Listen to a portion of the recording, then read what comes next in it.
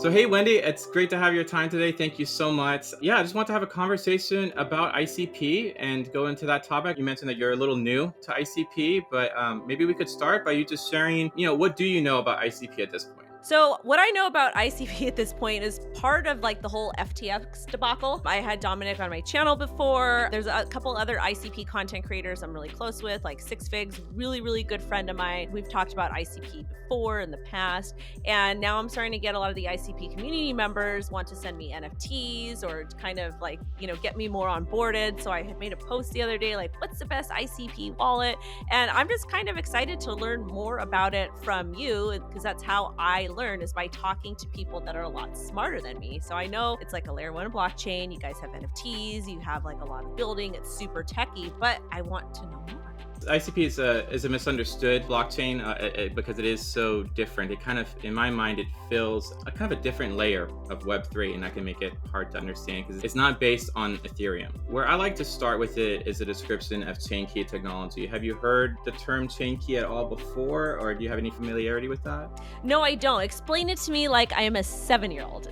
Basically, as you know, with crypto, we all have these seed phrases that we use to have a key, like a private key. And we sign messages, and that's how we make transactions on Ethereum and everything else. So when you look at what an account is, it's basically a secret that somebody knows. That's actually like the first level of security. Above that is something that you and a lot of others in Web3 probably know. It's called multi-sig, which is where you have multiple people with their own secrets and they all come together to collectively sign. What most people don't know is that there's a third level of security. And this is the level of security that like government secrets are kept at and militaries keep their secrets. Like it's the highest level of security that's out there in the world. It was invented in the 90s and it's called threshold cryptography. The way that's different than multi-sig is you've got a node that each share a piece of a secret, and without any one of them ever reconstructing the full secret and knowing what it is, they're able to collectively sign messages. So it's kind of like nobody has that secret. It's completely distributed amongst nodes. The problem is you can't really do this on a blockchain because you can't really trust the nodes. That's the whole point of a trustless network. The nodes might be malicious or they might be offline. And Affinity's hired like well over 100 cryptographers. They have more cryptographers than any private organization other than governments. There's nobody who has more cryptographers than Affinity. And they worked for like 8 years. And they made the first version of threshold cryptography that could work for a decentralized network. And it's been in operation for 3 years. So what we have here is the first network that can use a secret that no human or computer will ever know. Smart contracts can now be decentralized Web3 users like any other user. And that's why people are excited about ICP, is because they're able to basically add that missing layer of interoperability by directly being decentralized users on Ethereum and Bitcoin and other networks. A lot of keywords in there, but does that kind of generally make sense? It kind of does. Like I feel like the way you explained it, it makes storing your it makes, because the saying, not your keys, not your coins, it makes that entire process a lot easier because let's face it, one of the biggest problems with Bitcoin is that it's cold storage and securing your keys properly. And I feel like that's a big problem we have for mass adoption. Like we have so many people that have lost their keys or they've not practiced good OPSEC. And I feel like ICP could potentially solve that. I do want to ask you a little bit about the UI UX. Like, is it super easy for somebody that has no crypto experience to utilize? Like, talk to me about that a little bit. Like, convince me. So yeah, I mean, once they invented chain key technology, they reinvented a blockchain from the ground up using this new tech, right? So that's what makes ICP really different and really user-friendly. In fact, one of the biggest criticisms people have had with ICP is that sometimes it doesn't feel Web3 flavored enough. Like our smart contracts are directly hosting websites. We even have a project where it allows Google login. So you go to a website that's like a social media website, everything seems fast and responsive. You log in with Google and you're like, where's the Web3? And like you see little airdrop buttons and you can airdrop to different posts and stuff.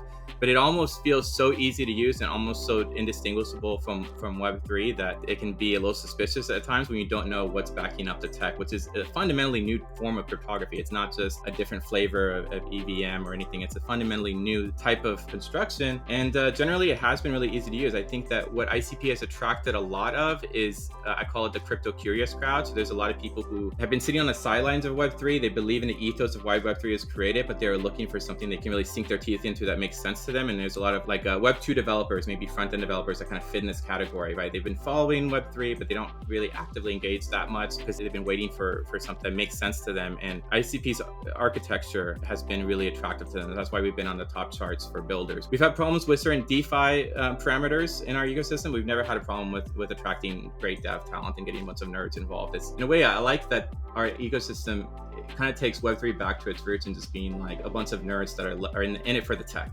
Right. Well, I think that's great. But one of the things that really kind of sparked my interest, what you said, is you're talking about a lot of Web 2 devs coming over. And I feel like that's super important for adoption, because when we talk about Web 2, like Web 2 is completely built out. Like the UI UX is there. It's easy. Everybody's familiar with it. So the fact that you guys are able to essentially garnish that crowd and get them to come over, get them to build using ICP, to me, that speaks volumes, because I'm like, okay, you have these really intelligent, well-versed Web 2 devs that see a crypto and they're like, oh, cool, I can actually build on top of this. So that means that everything that's built utilizing ICP is going to have generally better UI UX for mass adoption to occur. That's what I am getting out of this conversation thus far. Exactly.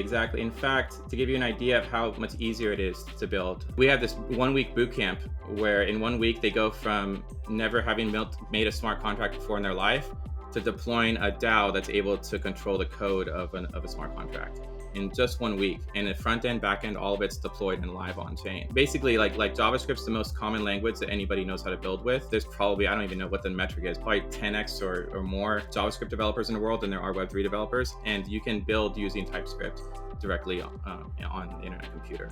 So it's very easy for devs to get involved. Another big use case is Bitcoin. You brought up Bitcoin earlier and how the whole use your keys things. One thing that is a centralized point in Bitcoin is mining pools. Somebody somewhere has to have the keys to the account for a mining pool, right? Not anymore. There's a company called Loca Mining, and they're building the first decentralized mining pool, meaning that an ICP smart contract, it has the secret key and no human or computer will ever know what that secret key is. So it's a decentralized automated mining pool. I'm curious, like what do you think about this type of integration? So I'm sure you've heard of lots of different types of blockchains that integrate with one another. So me personally, I like interoperability was such a buzzword way back when, like in 2020, but now we're seeing actual interoperability take place. Like I think that that's absolutely crucial. We have so many ecosystems in crypto, and now we have all of these layer ones competing. We've got like ICP and Avalanche and Solana and Ethereum and whatever else. So I think that interoperability is important, especially if you're going to talk about GameFi or talk about like music NFTs or just talk about bringing networks and communities together that have, like, let's say, for example, Chain 1 doesn't have the use case or utility that Chain 2 has. Being able to bring those two together to essentially reap the benefits. So I think that's a very interesting and awesome idea. Me, though, because I'm always a little bit weary of things as they're being built out, I kind of get in a little bit late. And it's not because I don't believe in the project, but I just want to make sure that it works properly and there's somebody a lot smarter than I am essentially testing it and making sure it's safe. But I think it's really cool. I like to see teams and projects and communities that are actually hitting items on the roadmap, that are just not stagnant and doing one thing. I want to see things being actually built out and people actually using it. So that's a big thing for us, is like valid utility. But then again, like just because you create your valid utility, I want to make sure that it's easy to use, because again, I am by far not a tech expert. I don't want to be a tech expert. I like to be in marketing. I like to be verbal. I like to explain these concept things. I want to see things that are easy to use, because if I can't figure out how to use your product, then most of America is not gonna be able to figure out how to use your product, because I'm a little tech savvy, but if I can't figure it out, they're not gonna be able to, for sure. To get to the point of mass adoption, you really need to almost be sneaky with it, where someone's just using something because they find it useful, and they might not even know that it's running on Web3. Like, it's not until we get to that level where anybody can be getting value from Web3, whether they know what decentralization means or not. You say you like to see projects that hit their roadmap. In my mind, I think one of the best examples that we have within our ecosystem is OpenChat.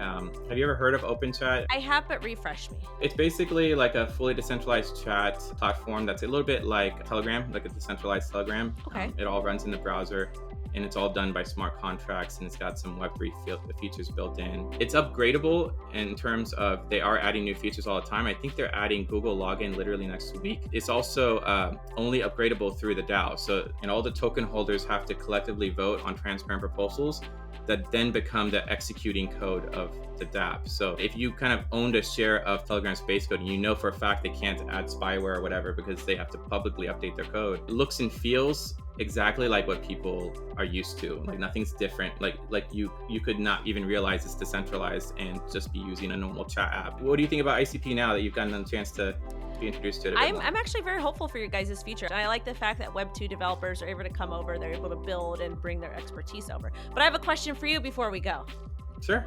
What is the best ICP wallet I should use? Because I've got some of your awesome community members that want to send me NFTs, and I need to get one. So which wallet should I get? I think Plug is it's just it's very easy and it's very similar to MetaMask. So if you're familiar with MetaMask and you just want a normal wallet that you're used to, Plug's got it. There is another honorable mention called AstroX. They've got a beautiful UI. I think they're about to launch some really great smart wallet features that can do some really impressive things. But for just normal day-to-day use, right now, what's ready and easiest, I think Plug's the way to go.